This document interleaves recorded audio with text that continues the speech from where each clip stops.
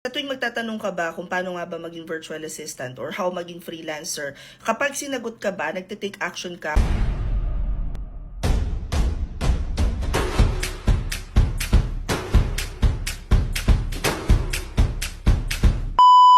You see, one of the things na napapansin ko sa lahat ng gusto maging virtual assistant is that we ask questions, pagkatapos pag binigay sa atin yung sagot, wala na, until maalala natin na siya nga, gusto ko maging virtual assistant, which simply means, hindi pa ganun ka laki yung drive mo to transition to freelancing. However, kung talagang determinado ka na magsimula maging freelancer, then you might as well follow itong series na to, which is what we're calling VA Life This 2025, wherein tuturuan ko kayo pa step by step ba kung paano nga ba maging virtual assistant. And for task number 2, I want you to identify ano yung service na i-offer mo sa freelancer. Napakahaba nitong listahan na to, so all you have to do is check yung link sa caption or iscan yung tong code na to. Once na alam mo na kung ano service ang i-offer mo, yung next step mo is to do your research. Paano nga bang magsimulang mag-work from home by offering this service? I will post individual videos about each of the services that you can offer as a freelancer, but hope this helps. Comment any questions you guys have about working from home. Follow for more Work From Home Chismis. Bye!